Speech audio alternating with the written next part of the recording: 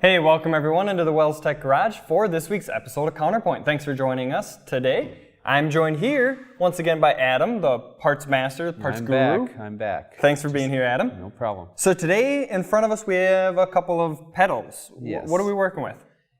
Accelerator pedal position sensors. That's Okay. a big thing here. So as you can tell, if you ever take a look down below, there's more to an accelerator pedal than just this these days. Right, So, yeah, they're pretty complex we have units. We have some really complex and some basic, but there is definitely more going on there. There's a sensor down there that it's serviceable. Yeah, gone are the days of the throttle cable going up to your throttle body, everything being manually controlled. These systems are very, very smart and very fast and very accurate, and they have to be because we don't want to have a runaway car problem. That's right. Basically, this is going to use a couple position sensors inside of this that's going to monitor the pedal's position wherever you put your foot. That's going to then send the signal out to the engine computer. The engine computer is going to then send a signal out to the electronic throttle body controller or TAC module or electronic throttle body or whatever it happens to be called in your model. But it's going to send a signal to this and it's going to move the throttle body accordingly. Now, what's interesting about these systems is that that doesn't really give you 100% complete control over these. If we have a failure in the system, if there's a sensor issue or a throttle position sensor issue, what can happen? You can have drivability.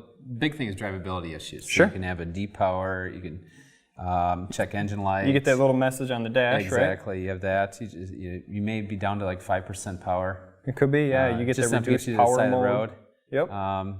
Yep. Things like that. The big thing is, I guess, check engine light or you check gauges or. Yep. Reduced power, limp mode. Basically, you lose control of the throttle system because at that point the computer's worried that there could be a runaway for problem. safety reasons. So why don't we just take a quick second, I got a marker here and a whiteboard, let's look at what these sensors are. So we have to have at least two sensors in this pedal so that it can check itself because one will go one direction and sometimes the other will go opposite. They'll scale voltage opposite or they'll scale linearly at different rates. So if we have, let's draw up a graph here.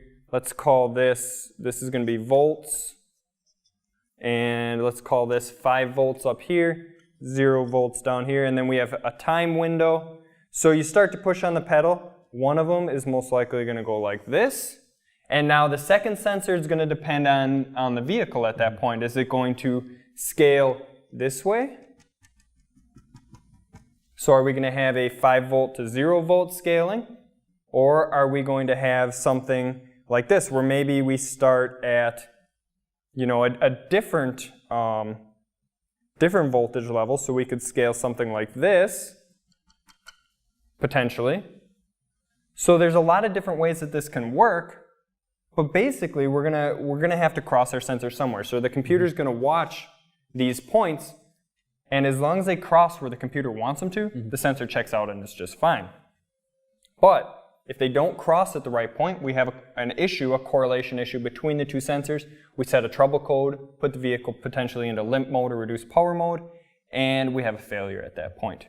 Or if we have a voltage reading here, and all of a sudden our signal drops out like this, we go out to 0 and then it comes back at some point, like this is a failure also. The computer will do the same thing. It'll set a trouble code, and we will lose control over our throttle and our throttle body, and our vehicle will not accelerate like it's supposed to. So it's a safety feature really that's built in with these because we don't want to have potential issues. So let's just talk about what pedals we have here in front of us today. Today we have foreign and domestic here actually. Okay. So we have a Nissan.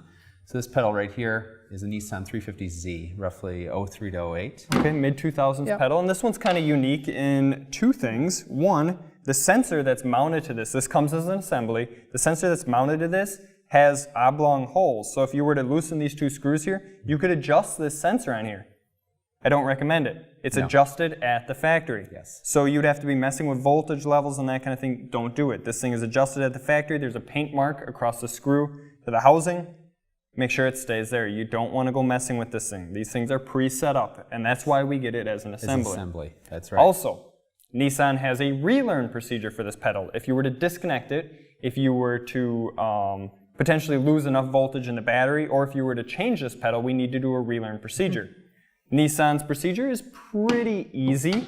It's just a simple step one, make sure that the pedal is fully released. So make sure it's back at its home position.